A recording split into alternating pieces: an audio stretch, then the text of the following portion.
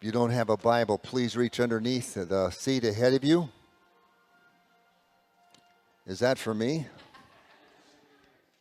I don't think so. All right, Judges. Now you say, where's Judges? Genesis, Exodus, Leviticus, Number. What? Let's do it again. Genesis, Exodus, Leviticus, Numbers. It's the 6th book in, okay? As we come to this, we're dealing with a series of messages on the Old Testament characters. And I'm doing this for a couple reasons. Sometimes I think we're more acquainted with the New Testament than we are the Old. And so I'm going purposely back into the Old Testament and looking at some of these characters. Number two is, though oftentimes there are principles that are really lived out in your Old Testament characters. And I like to bring that to your attention today. I think every great parent will go over the stories in the Old Testament over and over and over and over again, because there is in that many illustrations that give reason for living the Christian faith or how to live the Christian faith. But we're going to look at Samson today. There are many different titles I heard of this, but one I like the most is that he's very strong, but he's very, very weak.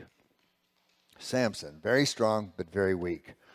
I was just thinking in this Christmas season, there are a number of parallels between Samson and Jesus. I was just listing out a few. Both were firstborn. Both obviously were sons. And both were of righteous parents. Just some similarities between Samson and Jesus. Both births were announced by an angel. And interesting enough, that was to the mother. Then the father or the husband was included. That's interesting. Both were appointed by God to defeat an enemy. Obviously, we'd say that would be Satan for Jesus. But the enemy that was to be defeated during Samson's time was the Philistines. Both were giving special names.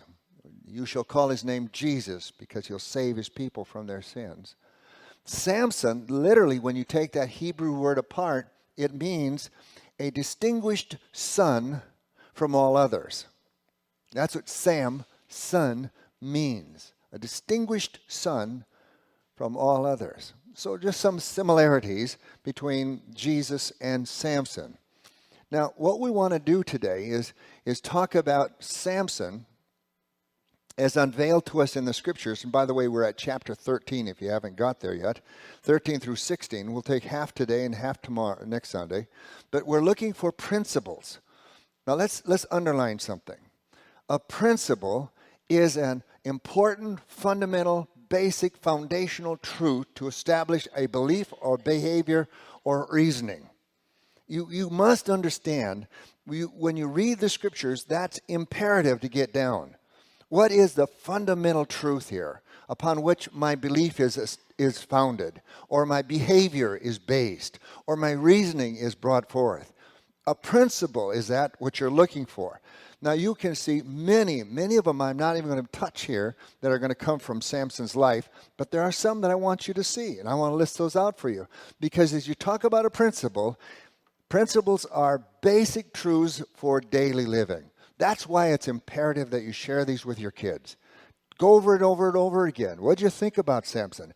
What is a principle we should learn from Samson's life? Is there some kind of lifestyle he lived that we shouldn't? That we should say, that's a principle that we'll have to avoid, if you look at it that way. All right? So just that in mind. Now, what I want to do is probably a little different. Is just, in many ways, just read. Just read. But when I talk about a principle, let me give you a quick illustration, because in verse 1, there's a principle already. Are you ready? Verse 1, chapter 13 of Judges. We're looking for a principle, but here we go. Again, the Israelites did evil in the eyes of the Lord. So the Lord delivered them into the hands of the Philistines for 40 years. Now, if you just stop, how would you say there's a principle there? Well, a principle is a truth. A foundational truth, a bedrock truth upon which we base our belief our behavior and our reasoning. Now, if you say, what is the truth here? Look at first words that come off the page here, again. Now, you and I both know the story of Israel, I hope, is that again and again and again and again, they kept walking away from God. All right? Now, notice the next. Again, Israel did evil in the eyes of the Lord. Now, you understand, we're talking about a group of people who repetitively do evil, and it's in and before God they do evil. Now, watch the next part. So God, or the Lord, delivered them into the hands of the Philistines for 40 years. So the principle would have to be something like this. If one continually, habitually sins, does evil, there comes a time when God will have to judge or punish this individual because their continual pursuit of what and practice of evil. Now, that's just common knowledge, you'd think. But you're going to see that as you come right off that first verse. That's a principle. That's a principle you should be living by, and I should be living by. You see, it's before the Lord who sees everything, and He sees the heart. He understands clearly what's going on. And you understand this, that if you keep doing, there comes a moment in which God is going to step in and do something to help you because you're a beloved child of God. And now let me go back. Hebrews chapter 12. Just study those first verses, and you'll see that same thing lived out there. Okay? Now, why I'm saying that is because now I'm going to fly through the rest, and we're going to pick up thoughts here. We're going to establish a principle that will help you as a person, help you as a parent, in raising your family, and us as a church. All right. Here we go. Chapter 13, verse 2. A certain man of Zorah, named Menorah, from the clan of the Danites, had a wife who was sterile and remained childless. Now, that'll be repeated. Pause just a second. Whenever you see repetition in the Scriptures, its purpose is take note of that. It'll come up again. The angel of the Lord appeared to her and said, "You are sterile and childless." There's the second time it was mentioned. "But you are going to conceive and have a son." Now, what you want to do is jump into the scene. If you're sitting there watching, you understand the distress of this woman. You understand what she's gone through. You understand that her greatest blessing is a child. You understand her childlessness. And when this angel appears, that's one shock. The second shock is you're going to have a baby. I wonder if her jaw just kept dropping. Let's go on. Now, see to it that you drink no wine or other fermented drink, and that you do not eat anything unclean, because you will conceive and give birth to a son. No razor may be used on his head, because the boy is to be a Ninevite, set apart to God from birth, and he will begin to deliver Israel from the hands of the Philistines. Now just pause and think about this. Are there principles here? Yes, and I don't write this one down, but there's times when God does what is not naturally, humanly possible. The couple has not had children. You better believe they've tried multiple times.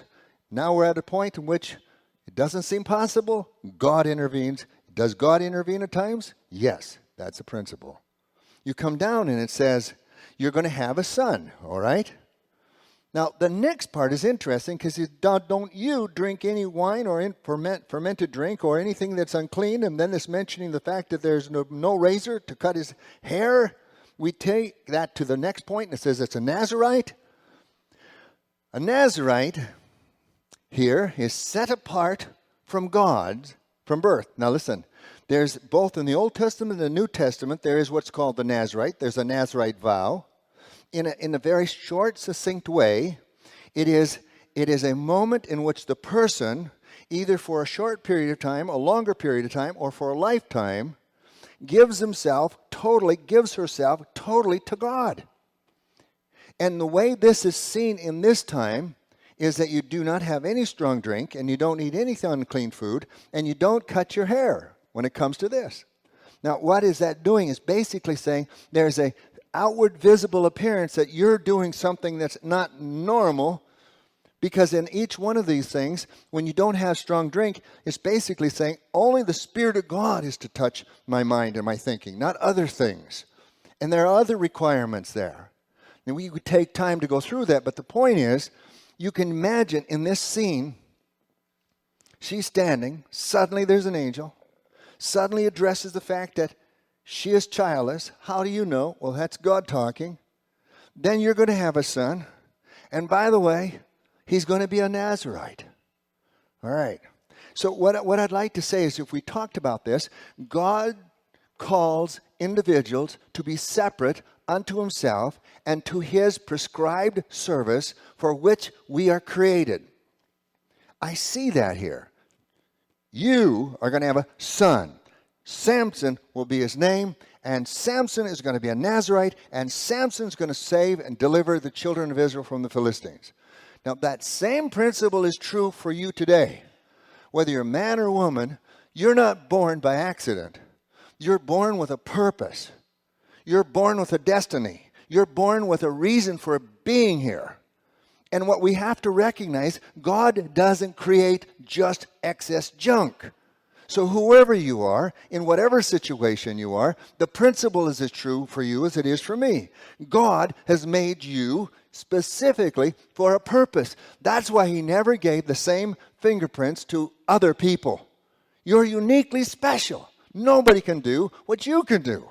Now, we have to formulate in our thinking. We have to formulate that in our marriage. We have to formulate that in our families. We have to formulate that in the church, because we're unique for this time to do something that no one in all of history, past or future, is able to do. That's what we see here. Let's go on. Then the woman went to her husband and told him, "A man of God came to me. He looked like an angel of God. Very awesome. I did not ask him where he came from, and he didn't tell me his name. But he said to me, 'You will conceive and give birth to a son.'" And then she repeats, "Now then, no strong drink or wine should come, and I'm not to eat anything unclean, and he's going to be a Nazirite of God from the birth to his death." So she just literally tells back to Manoah what's going on. Then Manoah prayed to the Lord, "O Lord, I beg you, let the man of God you sent to us come again to teach us how to bring up the boy who is to be born." Now take note of that. We're going to come back to that. That's a principle. God heard Manoah, and the angel of the Lord came again to the woman while she was out in the field, but her husband Manoah was not with her. And the woman hurried to tell her husband, "He's here, the man who appeared to me the other day."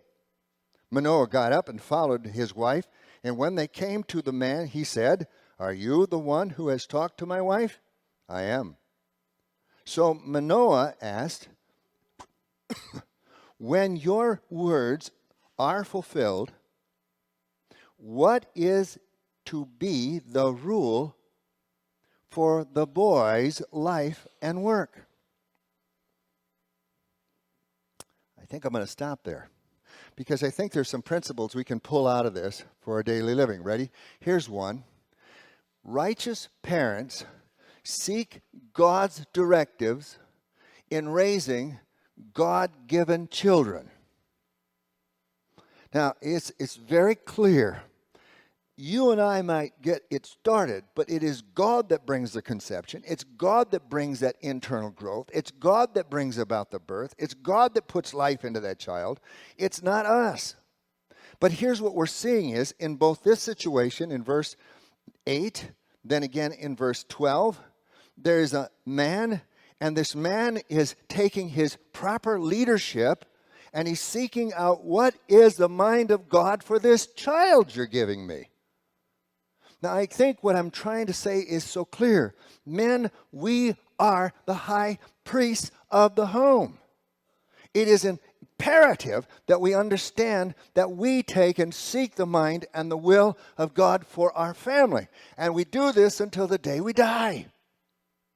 Now, let me just add this real quickly, and I think you'll see this in a few moments. I'm not sure if it's the next one or not.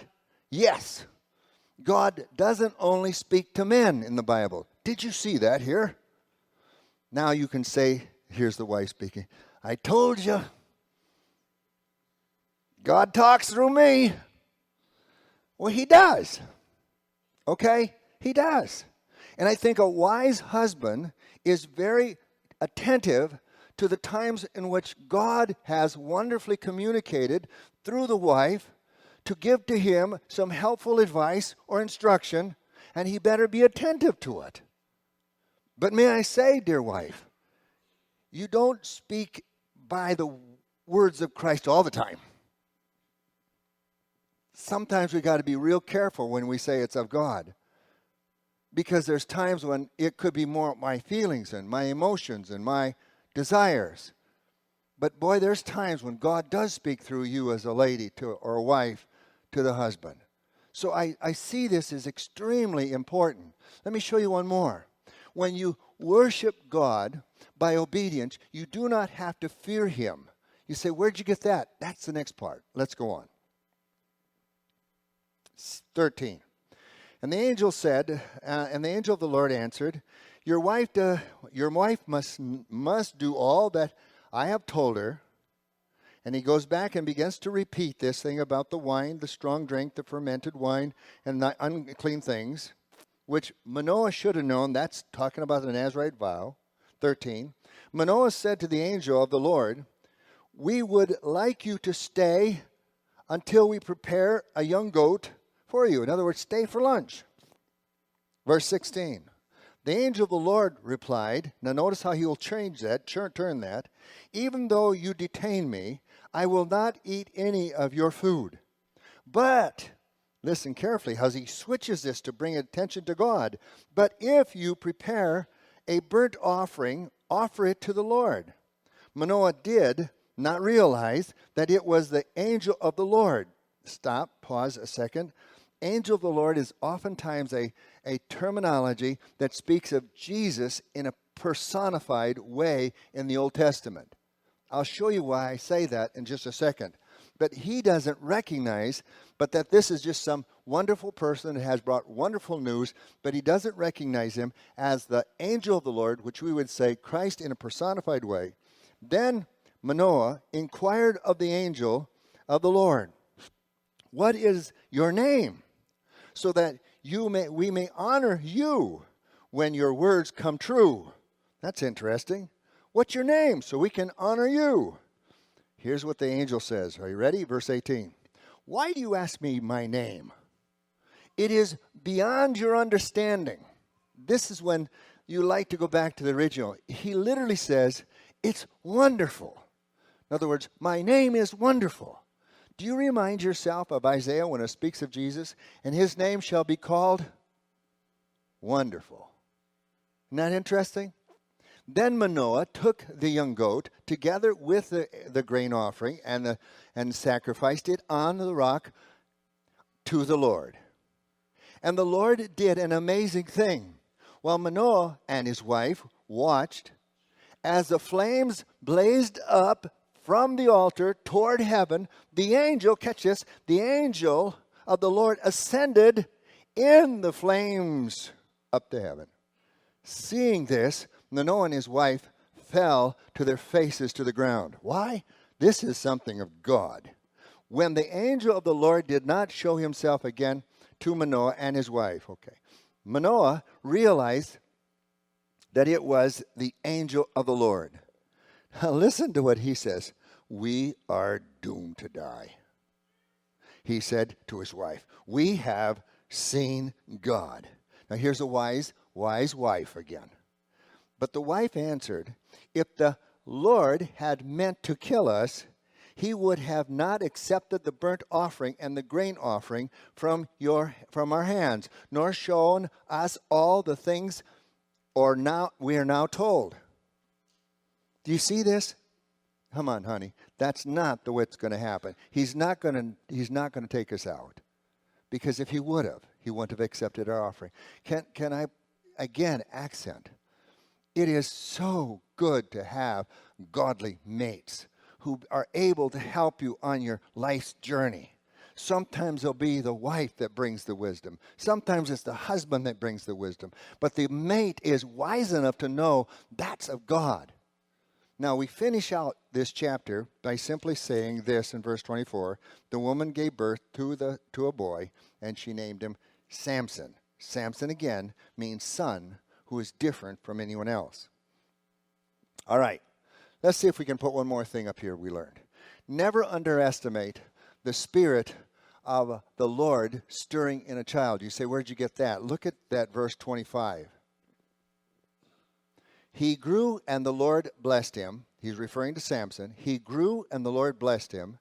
And the Spirit of the Lord began to stir him while he was in Dan. In other words, while in this childhood, don't lose this. There's sometimes God's word very clearly says, don't overlook what a child says at times. There are times when a child will be spot on.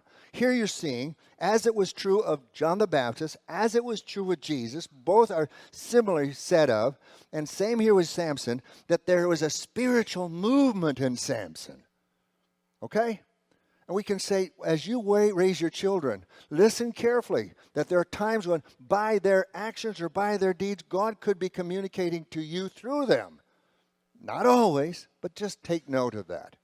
Now, lastly, I'm going to put this in because it kind of gives evidence of something that's to come, and we need to see it. For example, sensuous, lascivious, carnal children can be born of spiritual parents. This is true. I hate to say it, but it's true. There's times when you can have, as it were, the best of parents, and yet from that comes individuals that are marked different than what their parents are. One person said, God being the parent of Adam and Eve, and they still sinned. Well, in one other sense, you have to understand there are times when parents will want to take the blame, and parents will want to say it was because of, and they go through this. There's sometimes you shouldn't do that, as the Germans will, you shan't say that, because in a sense, there's times you've got to realize the child makes a child's decision, it's their decision despite their parents, and you're going to see that. I use that to introduce the next chapter, okay? Let's go on. Now, the next chapter will be dealing with his wedding, and that's chapter 14. And you're going to see this thing come about. You're going to see this opposition to mom and dad. You're going to see that the mom and dad say that's not right, but they're going to say it. He's going to say, I'm going to do it anyway, all right? We're going to see that now in chapter 14. Samson went down to Timnah and saw there a young Philistine woman. Let's hit the pause button. Why are you going down there? It's obvious that his testosterone is moving. It's obvious he's looking, but he's looking in what God has already said to his parents and to the generation before him. This isn't where you go looking for a wife. But let me show you some more. When he returned, he said to his father and mother, I have seen a Philistine woman in Timnah. Now get her for me as my wife. Really? Do you understand what's happening right now? He's parenting the parents. And he says, I've been down there and I see this beautiful woman and I want her. Get her for me. No debate, no discussion. Get her for me. His father and mother replied, isn't there an acceptable woman among your relatives or among all our people? Must you go to the uncircumcised Philistines to get a wife? Remember, they're the enemies. They're dominating the Israelites right now. They're under the punishment of God by way of the Philistines. And he says, really? But Samson said to his father, notice, we're going to repeat this, But Samson said to his father, "Get her for me. She's the right one for me." Really? So you know. You know, the better way to put this in the original, it goes like this: she looks good to me. In other words, he's going by the external. Do you remember when Samuel went to anoint the next king, and he saw all the sons, David's brothers, and he said they look good to him. But God says man looks on the outward appearance, and God looks at the heart. But listen to him. He's saying, she looks good to me. Verse 4, his parents did not know that this was from the Lord, who was seeking an occasion to confront the Philistines. For at that time, they were ruling over Israel. Again, let's stop. God doesn't bless sin. Okay, let's just understand that. God doesn't say, my will come about because you keep singing. That's not what he's saying here. But what God is saying here is, I have a plan, and it'll be your son. They'll bring a judgment on the Philistines. I am sorry to say that he's going to go about it the wrong way, but it's still going to happen. That's what's happening here. Verse 5. Samuel went down to Timnah together with his father and mother, and as they were approaching the vineyard of Timnah, suddenly a young lion came roaring toward him. The Spirit of the Lord, this is the first of 3 times that this is mentioned, the Spirit of the Lord came upon him in power, so that he tore the lion apart with his bare hands, as he might have torn a young goat. But he told neither his father or his mother what he had done. And then they went down and talked with the woman, and he liked her. Now, stop. How did mom and dad miss this? Right? I'm going to make up a story. You can see if you like it. I think the young man's just full of testosterone, and he's way out ahead of mom and daddy. He's just down the road. Because, you know, when this lion comes out, they don't know what happens. They don't know anything about it. And by the way, you're going to see this again when he comes and finds the honey in the lion, that they still don't know anything about it. But you see, in a sense, he has to have been raised with the idea you are a Nazarene. And one of the things you've got to understand is, and this will come up clearer next a little bit later, is that you don't touch a dead carcass. You don't touch a dead animal. So killing the lion, that's okay. But the rest of the story is to come. But you understand they don't know anything what's going on. Let's go on. Sometime later. Now take note of the time span here. Sometime later. It's not happening at this moment. Sometime later. It could be days, it could be weeks, it could be months. We don't know. Sometime later, when he went back to marry her, he turned aside and looked at the lion's carcass. In it was a swarm of bees and some honey, which he scooped out with his hand and ate as he went along. When he rejoined his parents, he gave them some of that honey, and they too did eat. But he did not tell them that he had taken the honey from the lion's carcass. I mean, this boy is not running according to the rules. I'm positive that he was told what he was to do and what he was not to do. Now we're going to put some more time between verse 9 and 10. We come now a little bit later. Now his father went down to see the woman, and Samson made a feast. There was customary for the bridegroom. In other words, I'd hate to say this, but it was kind of like a bachelor's party, okay? That was custom at that time. When he appeared, he was given 30 companions. He was given 30 companions.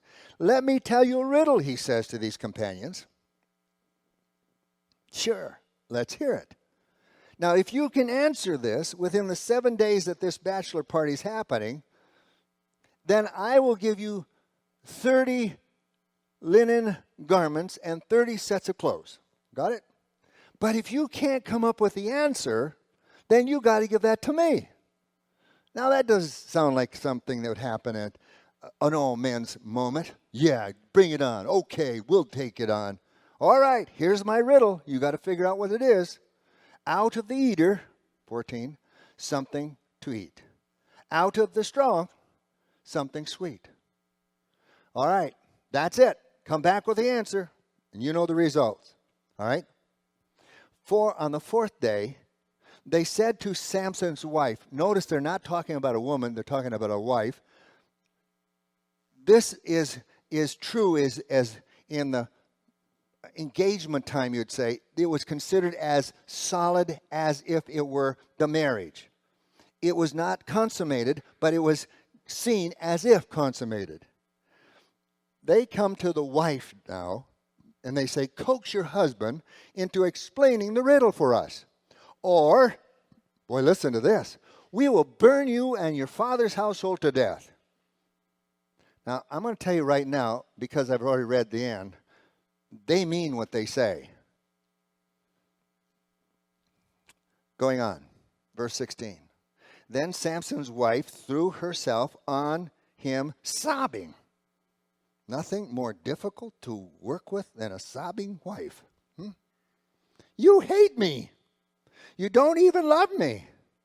You give my people a riddle, but you don't even tell me what the answer is. Really? Okay. I haven't even explained it to my mom and dad, so why in the world would I ever tell you? Wow, that's quite an answer, huh?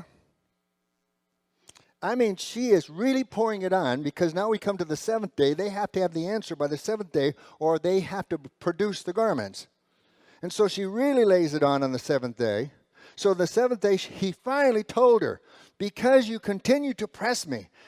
She in turn explained, because you continue to press me, he tells her. Then what does she do? She goes and tells them what the answer is. Now they show up and they say, what is sweeter than honey? What is stronger than a lion? Now you can almost see the veins on his forehead, Samson's forehead, and the veins on his neck begin to bulge. He is angry beyond expression. His facial experiences change. You can almost see that. And he says this, if you would not have plowed my heifer, you would not have known the solution to this riddle. Plowed my heifer. Don't you just, whoa. You say, what's a heifer? A heifer is a female cow that hasn't had a calf yet. If you hadn't plowed my heifer. Now let's get going before I get too deep on that one. And then verse 19. Then the Spirit of the Lord came upon him in power. That's the second time.